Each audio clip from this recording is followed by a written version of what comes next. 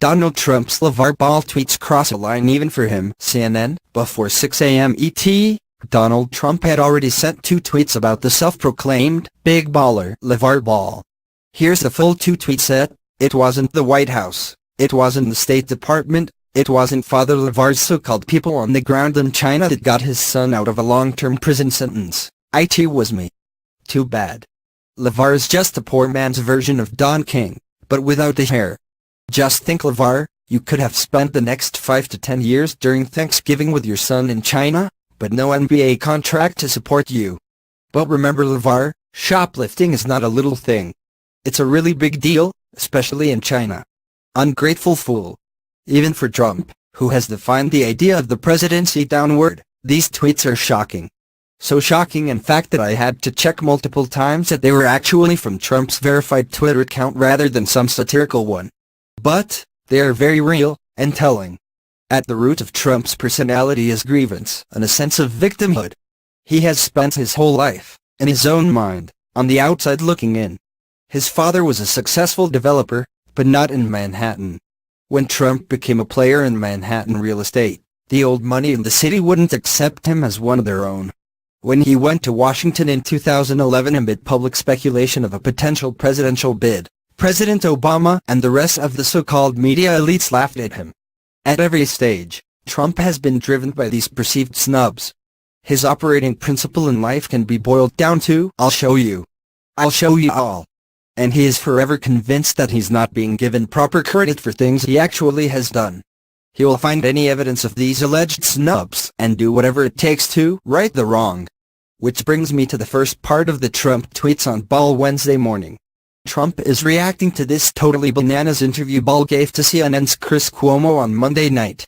In it, Ball insists he doesn't need to say thank you to Trump for helping get LaMelo Ball and 2 other UCLA basketball players out of China after they were arrested for shoplifting because I had some things done. I talked to some people that did some things, too.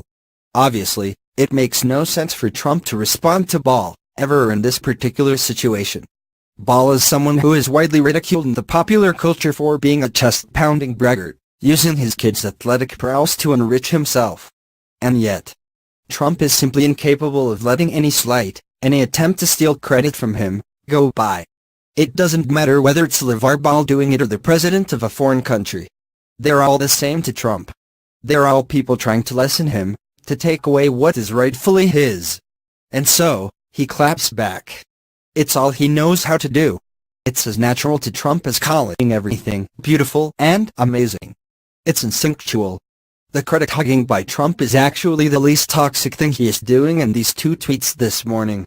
What's far worse is the racial dog whistling he offers up by describing Ball as a poor man's version of Don King, without the hair, and blasting him as an ungrateful fool.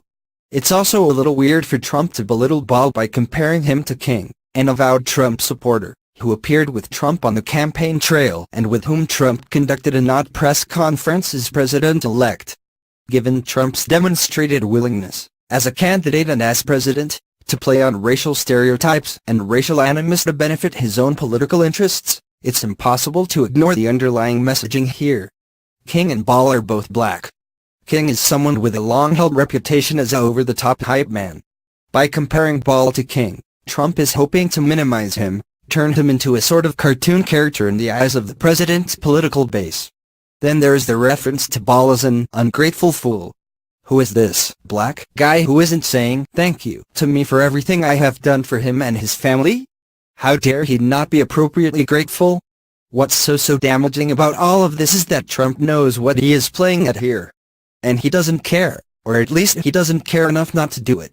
Whereas past presidents put the good of the country first, Trump puts himself first. Always.